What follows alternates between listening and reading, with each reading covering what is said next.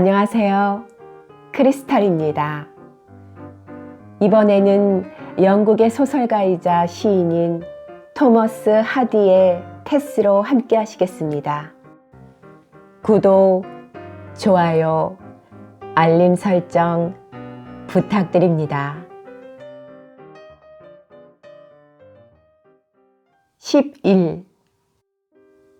테스와 알렉은 오랫동안 말없이 말을 달리기만 했다.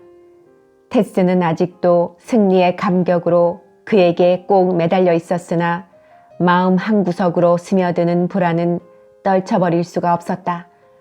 말은 언젠가 마차를 몰았던 사나운 말은 아니었지만 이따금 그녀의 몸이 이리저리 흔들리곤 했다.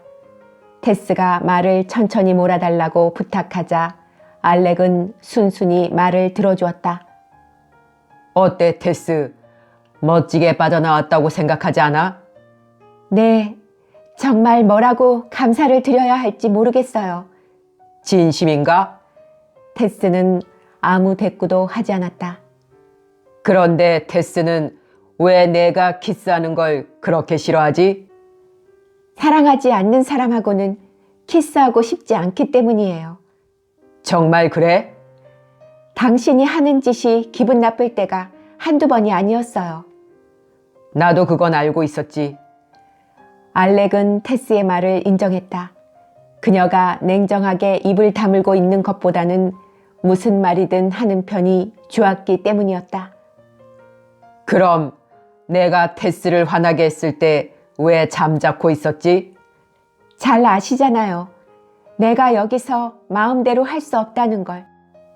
내가 치근거려서 당신을 곤란하게 한 적은 별로 없던 것 같은데. 여러 번 그랬어요. 몇 번이나? 너무 여러 번이라 기억조차 할 수 없어요. 내가 집적거릴 때마다 기분이 상했던 모양이군. 테스는 잠자코 있었다. 말은 꽤 먼 길을 걸었고 초저녁부터 퍼지기 시작한 안개가 낮은 지면 가득히 퍼져 두 사람을 온통 감싸고 있었다. 이런 환상적인 분위기와 어둠 그리고 피로 때문에 테스는 신장로에서 트렌트리지로 향하는 갈림길을 지난 지가 꽤 오래 되었다는 것과 알렉이 그 길로 접어들지 않고 일부러 먼 길을 돌아가고 있다는 사실을 전혀 눈치채지 못했다. 사실 테스는 말할 수 없이 피곤하고 지쳐 있었다. 그 주일만 해도 매일 새벽 5시에 일어나서 해질 때까지 하루 종일 서서 일했고 아까 저녁 때에는 체이스 버럭까지 걸어간 데다가 저녁도 못 먹고 3시간 동안이나 함께 동행할 사람들을 기다렸었다. 또 돌아오는 길에도 한동안 걸었고 싸움 때문에 지쳐 있었다.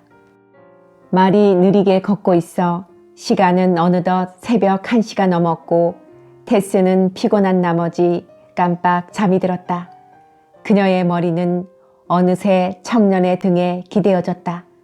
더버빌은 말을 멈추고 발 디딤에서 발을 뺀 다음 그녀의 몸을 받쳐주려고 몸을 옆으로 돌려 그녀의 허리에 팔을 휘감았다.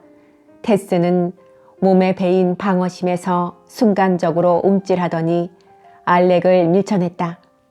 다행히 온순한 말이라 알렉이 땅으로 굴러떨어지지는 않았지만 그의 몸은 심하게 비틀거렸다. 이거 너무 심하군. 다른 마음이 있어 그런 건 아니라고. 떨어지지 않게 잡아주려던 것뿐이야. 의심스럽다는 듯 곰곰 생각하던 테스는 그의 말이 사실일는지도 모른다는 마음이 들자 부드러운 태도로 상냥하게 말했다. 미안해요. 당신이 내게 미안하다는 마음을 행동으로 보여주지 않는다면 용서할 수가 없어. 내 꼴이 이게 뭐냐고.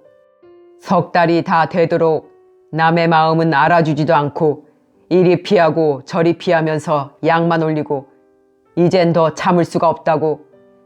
난 내일 집에 가겠어요. 안 돼. 내일은 못 떠나. 한 번만 더 말하겠는데 나를 믿는다는 증거로 내게 안겨보라고. 보는 사람이 아무도 없으니까. 테스, 내가 당신을 얼마나 사랑하는지 잘 알잖아? 난 당신이 이 세상에서 가장 예쁘다고 생각한다고. 당신을 내 애인으로 생각하면 안 될까? 테스는 몸을 도사리며 녹이 띈 숨을 내쉬었다. 모르겠어요. 대답을 하고 싶기는 하지만 제 마음을 저도 모르겠어요. 알렉은 자기 마음대로 테스를 껴안고 옥신각신하던 다툼의 끝장을 내버렸다. 테스는 더 이상 거부하지 않았다.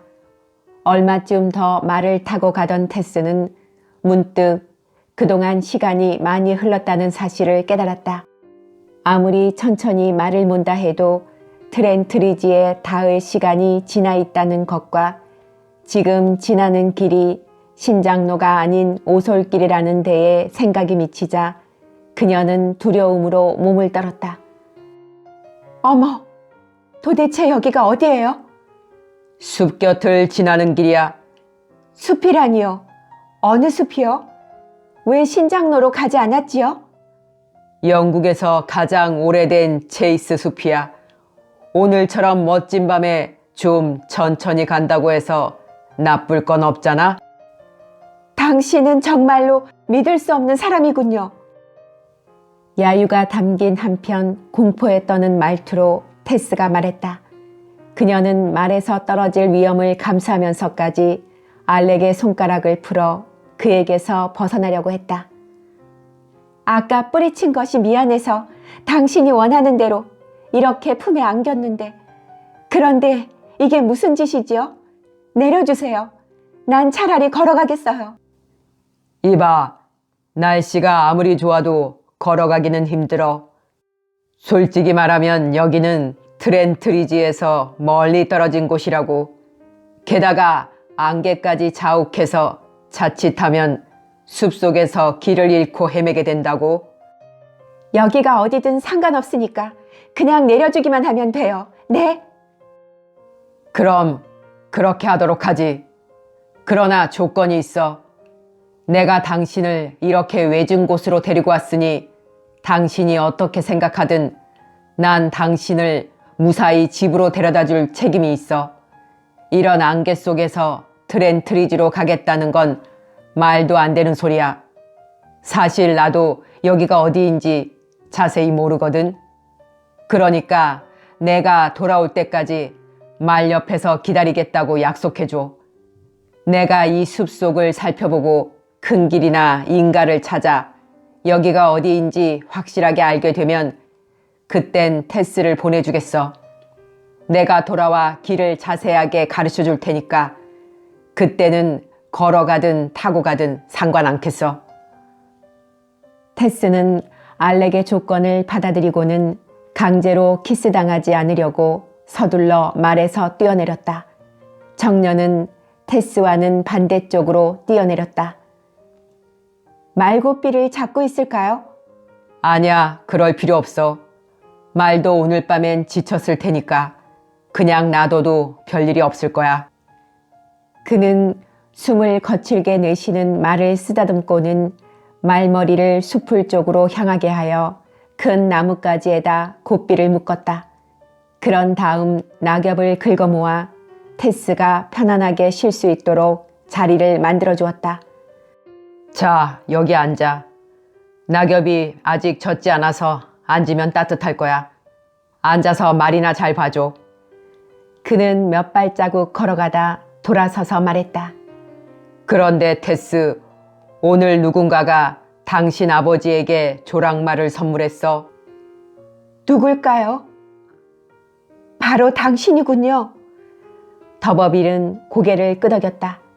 테스는 하필 이런 때 그에게 감사를 해야 하는가 싶은 난처함에 어쩔 줄 몰라 하며 소리치듯 말했다.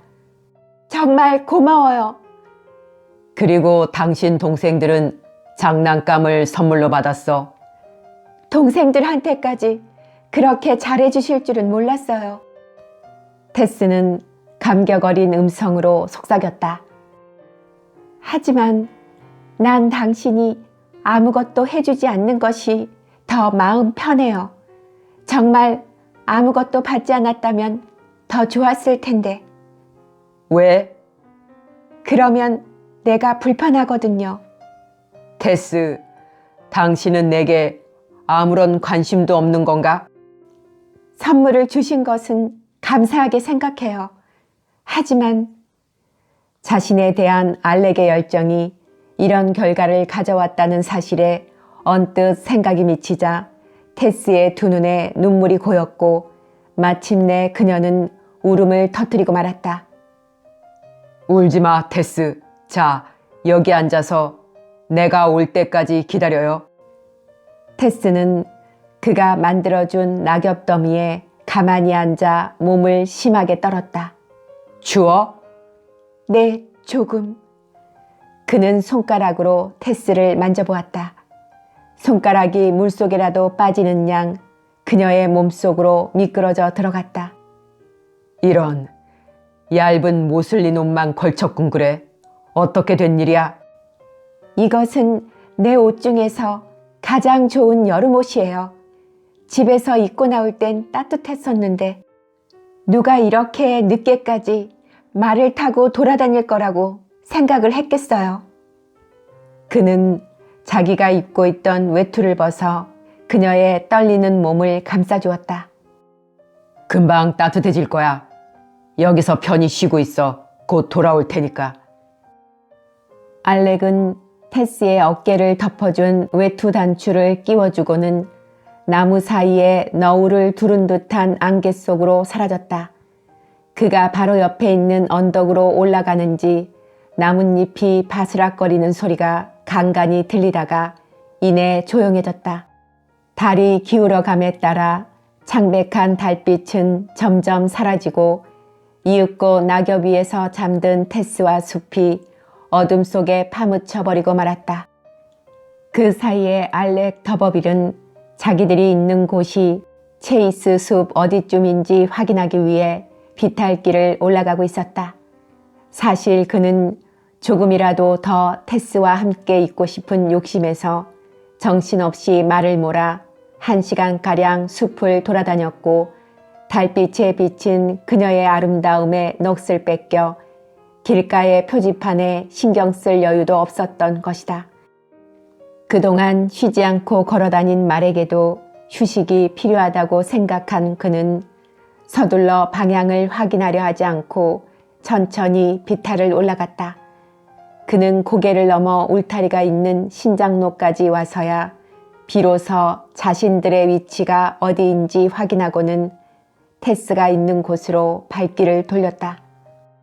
그때 달은 이미 완전히 져버리고 안개는 아직 거치지 않아 동이 틀 때가 가까웠는데도 사방은 어둠 속에 휩싸여 있었다.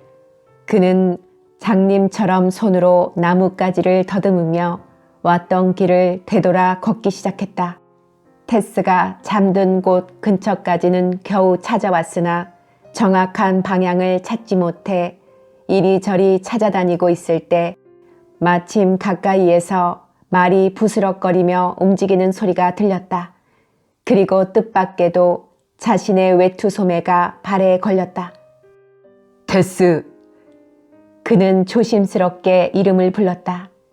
사방은 칠흑 같은 어둠 때문에 보이는 것이라고는 아무것도 없었다.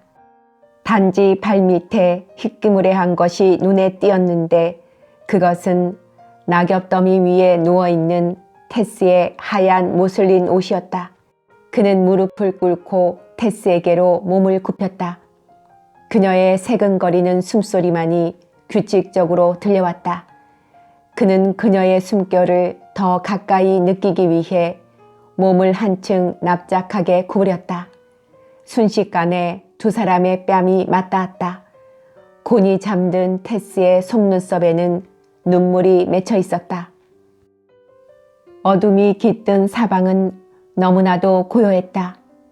그 어둠 속에 오래전부터 내려오는 체이스 숲의 수송나무며 떡갈나무가 하늘을 찌를 듯이 높이 솟아있고 그 나뭇가지의 새 둥지에는 새들이 날이 새기 전에 마지막 단꿈에 잠겨 있었다. 두 사람 가까이에서 토끼들이 살금살금 뛰어다니고 있었다. 이런 상황에서 테스의 몸을 고이 지켜줄 수호신은 어디 있으며 천진한 그녀가 믿는 하느님은 어디 계시냐고 묻는 사람이 있을는지도 모른다. 어쩌면 테스의 수호신은 이야기에 정신이 팔려 있거나 여행 중이거나 아직 잠에서 깨어나지 않은 것이 아닐까. 어째서 운명은 비단결처럼 순결한 이 처녀의 몸에 추악한 낙인을 찍어야만 했을까.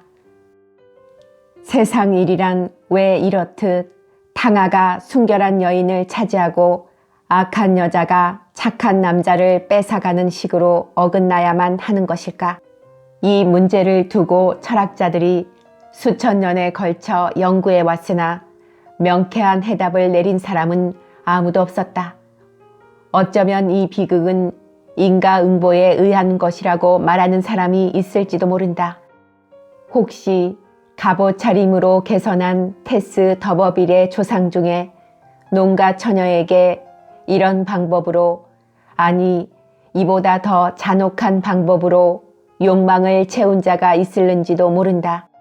그러나 어버이가 지은 죄의 대가를 자식이 치른다는 인과응보는 천국의 도덕이 될 수 있을는지는 몰라도 인간의 도덕이 되기에는 너무 비합리적이며 또 그런 생각이 테스가 당한 비극을 보상해 줄 수 있는 것도 아니었다.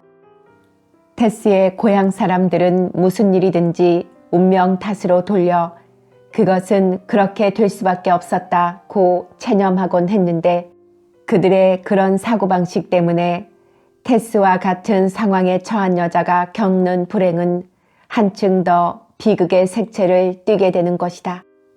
어쨌든 자신의 운명을 개척하기 위해 고향 마을을 떠나 트렌트리지 양계장으로 온 테스는 사회와 운명의 모순으로 전혀 다른 사람으로 변해버리고 말았다.